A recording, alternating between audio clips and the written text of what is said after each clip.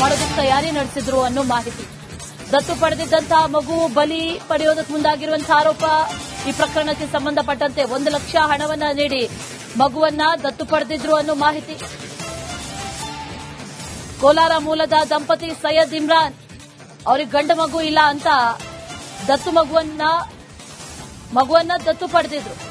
ಸ್ವಂತ ಮಗನಂತೆ 8 ತಿಂಗಳಿನಿಂದ ಸಾಕಿದ್ದೇವೆ. ಮನೆಯ ಕೋಣೆಯಲ್ಲಿ ಹಿಂದಿನಿಂದ ಹುತ್ತ ಬೆಳೆದಿತ್ತು. ಹುತ್ತ ತೆರವಿಗಾಗಿ ನಾವು ಪೂಜೆ ಮಾಡಿದ್ದೇವೆ. ನಮಗಾಗದವರು ಈ ರೀತಿ ಪೊಲೀಸರಿಗೆ ತಿಳಿಸಿದ್ದಾರೆ. ಮಗು ಬಲಿ ಕೊಡೋದಕ್ಕೆ ಮುಂದಾಗಿಲ್ಲ ಅಂತ ಪೋಷಕರು ಹೇಳ್ತಾ ಇದ್ದಾರೆ. 12 ದಿವಸದ ಮಗು ಅದು. ಅವ್ರಕ ಒಂದ್ ಹೆಣ್ಣು ಒಂದ್ ಗಂಡ ಆಯ್ತು. ಅವರು ನಮ್ಕ ಸಾಕಕ್ ಶಕ್ತಿ ಇಲ್ಲ, ನೀವು ತಕೊಳ್ರಿ ಅಂತ ಗಂಡ್ ಮಗು ಕೊಟ್ರು. ಅಷ್ಟೇ ಸರ್, ಅವ್ರು ಬರ್ದ್ ಕೊಟ್ರು. ಅದು ಏನೇನೋ ಅದ್ ನಾವು ತಕೊಂಡ್ ಬಂದ್ರಿ. ಯಾರನ್ನಾರೆ ಹಳ್ಳ ಕಕ್ಕಕ್ ತಕೊಂಡ್ ಬರ್ತಾರ ಸರ್? ಯಾರು ಸರ್ ಹೇಳಿದ್ದದು?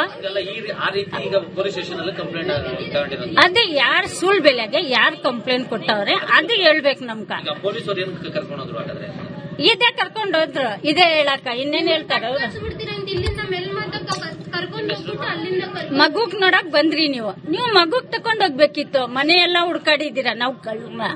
ನಾವು ಕಳ್ರ ಸುಳ್ಬೇಲೆಗೆ ಯಾರ್ಕೆನಾರಿ ನಿಧಿಗಾಗಿ 8 ತಿಂಗಳು ಮಗುವನ್ನ ಬಲಿ ಕೊಡ್ತಾರೆ ಅಂತಕ್ಕಂಥ ಆರೋಪ ಈಗ ಕೇಳಿ ಬಂದಿರತಕ್ಕಂಥ ಹಿನ್ನೆಲೆಯಲ್ಲಿ ಈಗ ಮಗುವನ್ನ ಪೊಲೀಸರು ರಕ್ಷಣೆಯನ್ನ ಮಾಡಿರುವಂತದ್ದು. ಇದು ಬೆಂಗಳೂರು ಗ್ರಾಮಾಂತರ ಜಿಲ್ಲೆ ಹೊಸಕೋಟೆ ತಾಲೂಕಿನ ಸೂಲಿಬೆಲೆಯ ಜನತಾ ಕಾಲುವೆಯಲ್ಲಿ ನಡೆದಿರುವಂತದ್ದು. ನಾನೀಗ ದೃಶ್ಯಗಳಲ್ಲಿ ಕೂಡ ನೋಡ್ತೀನಿ. ಇದೇ ಒಂದು ಮನೆಯಲ್ಲಿ ಈಗ ನಾವು ಏನು ನೋಡ್ತಾ ಇದೀವಿ, ಈಗ ಏನು ಈ ಒಂದು ಜಾಗದಲ್ಲಿ ಏನು ಒಂದು ರೂಮಿನಲ್ಲಿ ಈಗಾಗಲೇ ಮಣ್ಣನ್ನು ಕೂಡ ತೋಡಿರುವಂತದ್ದು. ಆದ್ರೆ ಈ ಮನೆಯಲ್ಲಿ ಈ ನಿಧಿಯನ್ನ ಎತ್ತಲಿಕ್ಕೆ ಮಗುವನ್ನ 8 ತಿಂಗಳಿಂದ ದತ್ತು ಪಡೆದು ಅವ್ರನ್ನ ಬಲಿ ಕೊಟ್ಟು ಇಲ್ಲಿ ನಿಧಿ ಎತ್ತಕ್ಕೆ ಹೊರಟಿದ್ರು ಅಂತಕ್ಕಂಥ ಆರೋಪ ಕೇಳಿ ಬಂದಿರುವಂತದ್ದು. ಆದ್ರೆ ಇಲ್ಲಿ ಒಂದು ಹುತ್ತ ಕೂಡ ಇರುವಂತದ್ದು ಅಂತೇಳಿ ಮನೆಯವರು ಕೂಡ ಈಗ ಹೇಳ್ತಾ ಇರುವಂತದ್ದು. ಜೊತೆಗೆ ಹುತ್ತ ಇದ್ದಂತ ಸಂದರ್ಭದಲ್ಲಿ ಅಮಾವಾಸ್ಯೆ ಬಂದಂತ ಸಂದರ್ಭ ಸುಮಾರು 1-1.5 ಅಡಿ ಕೂಡ ಅದು ಕುಸಿಯುತ್ತೆ. ಹಾಗಾಗಿ ಆ ಮಣ್ಣನ್ನ ತೆಗಿತಾ ಇರಬೇಕಾಗುತ್ತೆ ಅಂತಕ್ಕಂಥ ಮಾತನ್ನ ಮನೆಯವರೇ ಹೇಳ್ತಾ ಇದ್ದಾರೆ. ಜೊತೆಗೆ ಆದ್ರೆ ಸಾಕಷ್ಟು ಆರೋಪಗಳು ಕೂಡ ಈಗ ಇರುವಂತದ್ದು. ಈಗ ಅವ್ರನ್ನೇ ನಾನು ಮಾತಾಡ್ತಾ ಹೋಗ್ತೇನೆ. ಸರ್, ಏನಿದು ನಿಧಿ ಒಂದು ನಿಧಿನ ತೆಗಿಲಿಕ್ಕೆ ಒಂದು ಮಗುವನ್ನ ಬಲಿ ಕೊಡಕ್ಕೆ ನೀವು ಮುಂದಾಗಿರಬಹುದು ಅಂತಕ್ಕಂಥ ಆರೋಪ ನೀವೇನ್ ಹೇಳ್ತೀರಿ? ಸರ್, ನಿಧಿ ಎತ್ತಕ್ಕಂತಲ್ಲ, ಅದು ಹಳೆ ಕಾಲದ ಹುತ್ತ ಇತ್ತು. ನಿಮ್ಗೆ ಎವಿಡೆನ್ಸ್ ಬೇಕಾದ್ರೆ ಹಿಂದ್ಗಡೆ ನಮ್ಮ ಮನೆ ಹಿಂದ್ಗಡೆನೂ ಇನ್ನೂ 4-5 ಹುತ್ತಾಗ್ಲಿವೆ. ಪಕ್ಕದ ಮನೆಯವರು ಪೂಜೆ ಎಲ್ಲ ಮಾಡ್ತಾ ಇದ್ದಾರೆ. ನಮ್ ಜಾಗ ಇತ್ತಿದ್ದು ಜಾಗದಲ್ಲಿ ಹುತ್ತ ಇದ್ದಿದ್ದಕ್ಕೆ ನಾವು ಮನೆ ಕಟ್ಕೊಂಡ್ರಿ. ಆ ಜಾಗ ಇರೋ ಹೊತ್ತಕ್ಕೆ ಅಮಾವಾಸ್ಯೆ ಬಂದ್ರೆ 1-1.5 ಅಡಿ ಹಳ್ಳ ಬೀಳುತ್ತೆ. ಆ ಮಣ್ಣು ತೆಗಿಬೇಕು ನಾವು.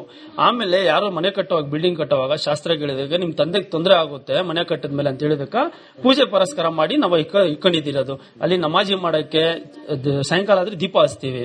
ಅಷ್ಟೇ ಬಿಟ್ಟು ಬೇರೆ ಏನು ಇಲ್ಲ. ಅಲ್ಲಿ ಮಗುಗ್ ತಗೊಂಬಂದು ನಾವು 8 ತಿಂಗಳಾಯ್ತು. ಅದು 3 ವರ್ಷದಿಂದ ಇದೆ. ಈಗ ಮಗುನ ಎಲ್ಲಿಂದ ತಂದ್ರಿ ನೀವು? ಆ ಮಗುನ ಏನಕ್ಕೋಸ್ಕರ ನೀವು ಅಂದ್ರೆ ಈಗ ಮನೆಗೂ ಮಕ್ಕಳಿದ್ರ ಆ ಮಗು ಯಾಕೆ ತಂದ್ರಿ? ನಮ್ ದೊಡ್ಡ ಮಗನಿಗೆ 2 ಹೆಣ್ಮಕ್ಳು ಆಪರೇಷನ್ ಇಂದ ಆಗಾಯ್ತು, ಮಕ್ಕಳಾಗಲಿಲ್ಲ. ಅದಕ್ಕೆ ಗಂಡು ಮಗು ಬೇಕು ಅಂತ ಹೇಳ್ತಿದ್ರು. ಇವಾಗ ಚಿಕ್ಕವನು ಗಂಡು ಮಕ್ಕಳು ಅವರೇ ನನಗಿಲ್ಲಪ್ಪ ಅಂತ ಅದಕ್ಕೆ ನಾನು ಹೋಗಿ ಆಸ್ಪತ್ರೆಗೆ. ಈಗ ಅದ್ಯಾಕೆ ಸರ್ ಮಣ್ಣು ಅಷ್ಟು ತೋಡಿದಿರ? ಅದು ನಿಧಿ ಈಗ ಸುತ್ತು ಪೂಜೆ ಕೂಡ ಮಾಡಿದಿರಿ. ಅದು ಸರ್, ನಾವು ಶುಕ್ರವಾರ ನಮಾಜಿ ಮಾಡ್ತೀವಿ, ಪೂಜೆ ಮಾಡ್ತೀವಿ. ಅಲ್ಲಿ ಅದೇ ನಾವು ಪ್ರಾಣಕ್ಕೆ ಅಪಾಯ ಇದ್ದೇವೆ ಅಂತ ಅದಕ್ಕೆ ನಾವು ಇದು ಮಾಡ್ಕೊಂಡಿದ್ದೀರಿ, ಸರ್, ಪೂಜೆ ಮಾಡ್ಕೊಂಡಿದ್ದೀರಿ. ಅಷ್ಟು ಹೊತ್ತು ಅದು ಇದ್ರೆ ಅಕಸ್ಮಾತ್ ಇದ್ದಿದ್ರೆ ಯಾರನ್ನ ಬಂದು ಕರ್ಕೊಂಡ್ಬಂದು ಎತ್ತಿ ನಮಗೂ ಸ್ವಲ್ಪ ಕೊಟ್ಟರೆ ನಾವು ಸಾಲ ತೀಸ್ಕೊಂತೀವಿ ಸರ್. 25 ಲಕ್ಷ ಇವಾಗೂ ಸಾಲ ಇದ್ದೀನಿ ನಾನು. ಸರ್, ಈಗ ಮಹಿಳಾ ಮತ್ತು ಮಕ್ಕಳ ಕಲ್ಯಾಣ ಇಲಾಖೆ ಅಧಿಕಾರಿಗಳಿಗೆ ಸುಪರ್ದಿಗೆ ತಗೊಂಡಿದ್ದಾರೆ ಮಗುನ. ಈಗ ಅವರು ಕೂಡ ನಿಧಿಗೋಸ್ಕರನೇ ಈ ರೀತಿ ಮಾಡಿದಾರೆ ಅಂತಕ್ಕಂಥ ಮಾತನ್ನು ಹೇಳ್ತಾ ಇರುವಂತದ್ದು. ನೀವೇನ್ ಹೇಳ್ತೀರಿ? ಸರ್, ನಿಧಿ ಇದೆ ಅಂತ ಯಾರಾದ್ರೂ ಹೇಳಿದ್ರೆ ಅವರೇ ಬಂದು ಮನೆ ಬೇಕಾದ್ರೆ ಬಿಟ್ಕೊಡ್ತೀರಿ, ನಾವು ರೆಡಿ ಇದ್ದೀರಿ. ಅವರೇ ಬಂದು ನಿಧಿ ಎತ್ಕೊಂಡು ಹೋಗ್ಲಿ, ನಮಗೇನು ಕೊಡೋದು ಬೇಡ. ಅವರು ನಮ್ದು ಸಾಲ ಇದೆ, ಬೇಕಾದ್ರೆ ನಿಮ್ಗೆ ಎವಿಡೆನ್ಸ್ ತೋರಿಸ್ತೀನಿ ನಾನು, ಬುಕ್ಗಳೆಲ್ಲ ಇದೆ ಫೈನಾನ್ಸ್ ಮಾಡೋದಕ್ಕೆ ತಯಾರಿ ನಡೆಸಿದ್ರು ಅನ್ನೋ ಮಾಹಿತಿ. ದತ್ತು ಪಡೆದಿದ್ದಂತಹ ಮಗು ಬಲಿ ಪಡೆಯೋದಕ್ಕೆ ಮುಂದಾಗಿರುವಂತಹ ಆರೋಪ. ಈ ಪ್ರಕರಣಕ್ಕೆ ಸಂಬಂಧಪಟ್ಟಂತೆ 1 ಲಕ್ಷ ಹಣವನ್ನ ನೀಡಿ ಮಗುವನ್ನ ದತ್ತು ಪಡೆದಿದ್ರು ಅನ್ನೋ ಮಾಹಿತಿ.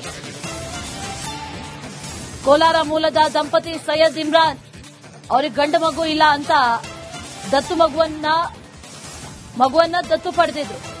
ಸ್ವಂತ ಮಗನಂತೆ 8 ತಿಂಗಳಿನಿಂದ ಸಾಕಿದ್ದೇವೆ. ಮನೆಯ ಕೋಣೆಯಲ್ಲಿ ಹಿಂದಿನಿಂದ ಹುತ್ತ ಬೆಳೆದಿತ್ತು. ಹುತ್ತ ತೆರವಿಗಾಗಿ ನಾವು ಪೂಜೆ ಮಾಡಿದ್ದೇವೆ. ನಮಗಾಗದವರು ಈ ರೀತಿ ಪೊಲೀಸರಿಗೆ ತಿಳಿಸಿದ್ದಾರೆ.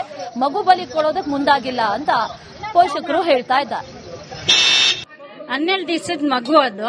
ಅವ್ರಕ ಒಂದ್ ಹೆಣ್ಣು ಒಂದ್ ಗಂಡ ಆಯ್ತು. ಅವರು ನಮ್ಕ ಸಾಕಕ್ ಶಕ್ತಿ ಇಲ್ಲ, ನೀವು ತಕೊಳ್ರಿ ಅಂತ ಗಂಡ್ ಮಗು ಕೊಟ್ರು. ಅಷ್ಟೇ ಸರ್, ಅವ್ರು ಬರ್ದ್ ಕೊಟ್ರು. ಅದು ಏನೇನೋ ಅದ್ ನಾವು ತಕೊಂಡ್ ಬಂದ್ರಿ. ಯಾರನ್ನಾರೇ ಹಳ್ಳ ಕಕ್ಕಕ್ ತಕೊಂಡ್ ಬರ್ತಾರ ಸರ್?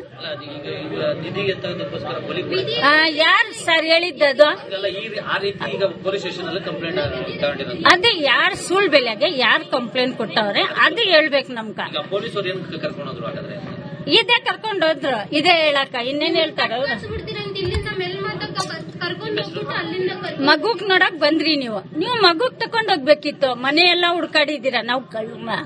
ನಾವು ಕಳ್ರ ಸುಳ್ಬೇಲಿಯಾಗ ಯಾರ್ಕೆನಾರು ನಿಧಿಗಾಗಿ 8 ತಿಂಗಳು ಮಗುವನ್ನ ಬಲಿ ಕೊಡ್ತಾರೆ ಅಂತಕ್ಕಂಥ ಆರೋಪ ಈಗ ಕೇಳಿ ಬಂದಿರತಕ್ಕಂಥ ಹಿನ್ನೆಲೆಯಲ್ಲಿ ಈಗ ಮಗುವನ್ನ ಪೊಲೀಸರು ರಕ್ಷಣೆಯನ್ನ ಮಾಡಿರುವಂತದ್ದು. ಇದು ಬೆಂಗಳೂರು ಗ್ರಾಮಾಂತರ ಜಿಲ್ಲೆ ಹೊಸಕೋಟೆ ತಾಲೂಕಿನ ಸೂಲಿಬೆಲೆಯ ಜನತಾ ಕಾಲೋನಿಯಲ್ಲಿ ನಡೆದಿರುವಂತದ್ದು. ನಾನೀಗ ದೃಶ್ಯಗಳಲ್ಲಿ ಕೂಡ ನೋಡ್ತೀನಿ. ಇದೇ ಒಂದು ಮನೆಯಲ್ಲಿ ಈಗ ನಾವು ಏನ್ ನೋಡ್ತಾ ಇದೀವಿ, ಈಗ ಏನು ಈ ಒಂದು ಜಾಗದಲ್ಲಿ ಏನು ಒಂದು ರೂಮಿನಲ್ಲಿ ಈಗಾಗಲೇ ಮಣ್ಣನ್ನು ಕೂಡ ತೋಡಿರುವಂತದ್ದು. ಆದ್ರೆ ಈ ಮನೆಯಲ್ಲಿ ಈ ನಿಧಿಯನ್ನ ಎತ್ತಲಿಕ್ಕೆ ಮಗುವನ್ನ 8 ತಿಂಗಳಿಂದ ದತ್ತು ಪಡೆದು ಅವ್ರನ್ನ ಬಲಿ ಕೊಟ್ಟು ಇಲ್ಲಿ ನಿಧಿ ಎತ್ತಕ್ಕೆ ಹೊರಟಿದ್ರು ಅಂತಕ್ಕಂಥ ಆರೋಪ ಕೇಳಿ ಬಂದಿರುವಂತದ್ದು. ಆದ್ರೆ ಇಲ್ಲಿ ಒಂದು ಹುತ್ತ ಕೂಡ ಇರುವಂತದ್ದು ಅಂತೇಳಿ ಮನೆಯವರು ಕೂಡ ಈಗ ಹೇಳ್ತಾ ಇರುವಂತದ್ದು. ಜೊತೆಗೆ ಹುತ್ತ ಇದ್ದಂತ ಸಂದರ್ಭದಲ್ಲಿ ಅಮಾವಾಸ್ಯೆ ಬಂದಂತ ಸಂದರ್ಭ ಸುಮಾರು 1-1.5 ಅಡಿ ಕೂಡ ಅದು ಕುಸಿಯುತ್ತೆ. ಹಾಗಾಗಿ ಆ ಮಣ್ಣನ್ನ ತೆಗಿತಾ ಇರಬೇಕಾಗುತ್ತೆ ಅಂತಕ್ಕಂಥ ಮಾತನ್ನ ಮನೆಯವರು ಹೇಳ್ತಾ ಇದ್ದಾರೆ. ಜೊತೆಗೆ ಆದ್ರೆ ಸಾಕಷ್ಟು ಆರೋಪಗಳು ಕೂಡ ಈಗ ಇರುವಂತದ್ದು. ಈಗ ಅವ್ರನ್ನೇ ನಾನು ಮಾತಾಡ್ತಾ ಹೋಗ್ತೇನೆ.